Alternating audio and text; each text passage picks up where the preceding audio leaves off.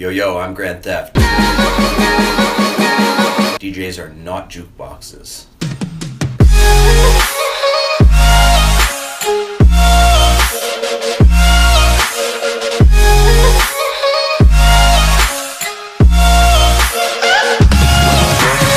Making music got me into DJing.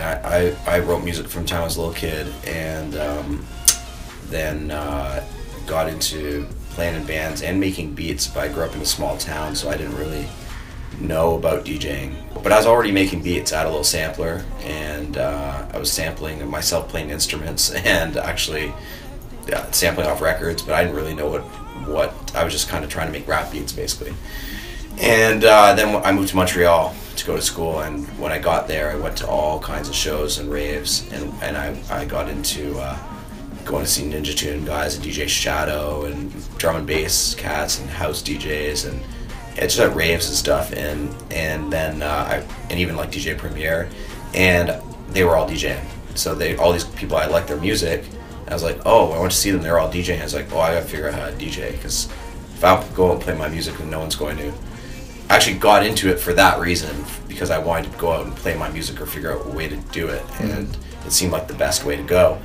And then I got into it, I was like, oh wow, this is actually super fun, like just in and of itself. And I was DJing parties, and there were girls, and then I could do like club nights eventually in Montreal, and I was like, oh, this is like a whole lifestyle, you know, and like a whole craft in and of itself. So I really grew to love it and put a lot of time into it. But it all stemmed from making music, really. This ain't no super soaker. This is a I do it different, like every time, man. It's funny because I always want to learn. So I do like a big chunk of the way I do things differently every time. There's little tricks I rely on and that I learn to like, and then I get really into for 6 months. And there's some little production tricks that I like. But typically, like, I start songs all different ways. Like if I'm gonna do a remix or something, then it's like often it's a lot about the vocal for me. So usually if I'm approaching a remix, it's like I base it around that. I start with that. I'll play some chords underneath and try to figure out a basis for where the music's going to go. If I'm making something that has a bit of a drop, then I try to get to that, or like even if it's a mellow tune, I get to the point that's like the most crazy part of the song. So all my songs kind of have a bit of a progression, and they get kind of crazy.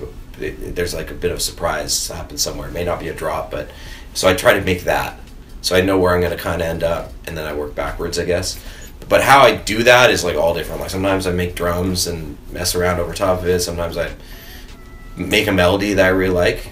Oftentimes it starts with chords, because I'm a piano player, so I like to just get a musical foundation, and then I can always build drums around that.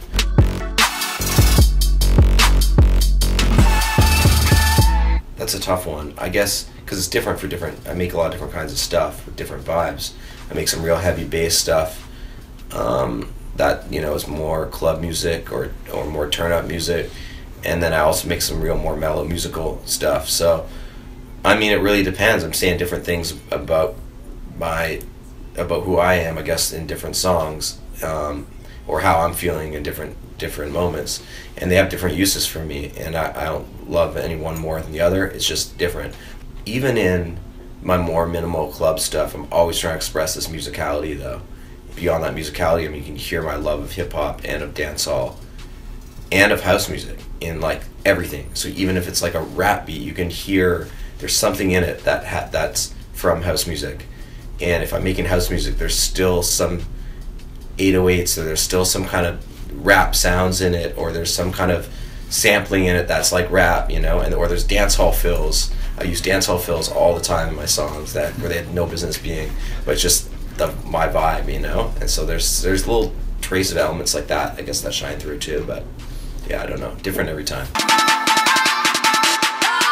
easy come, easy go. I really like collaborating. Like I love making music on my own. Like I can sit for 16 hours. I will not leave the studio. I did it. Like I was home a couple of days this week. I did it both days. Like I'm very content doing that. But I also, like I said before, really love to learn, and it's just a constant learning. It's like a lifetime of learning this production thing and writing music.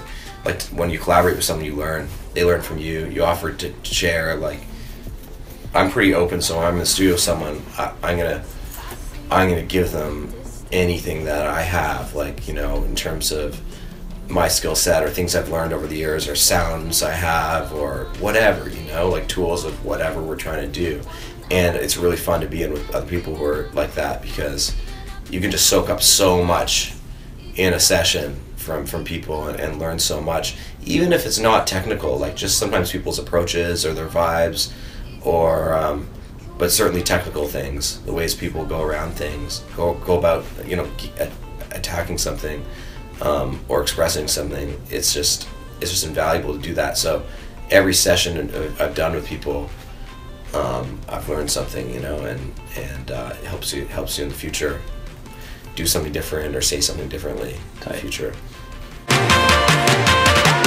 Easy come, easy go. DJs have the capacity to really shape an experience, and I mean, it sounds cheesy, but they have the capacity to tell a story that at its like highest art form.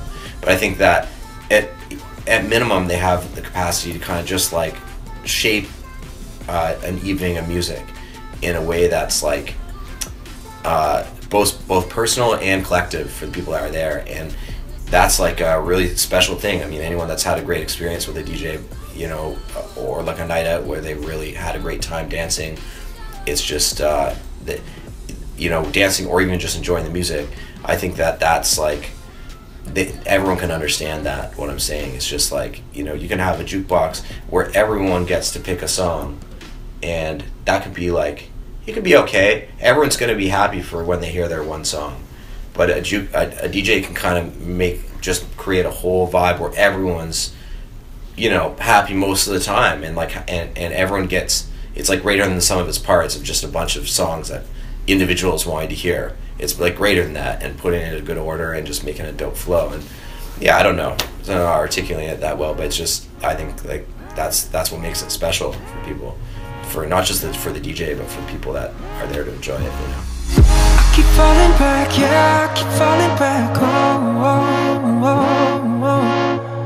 Try to give it up, I try to let it all go.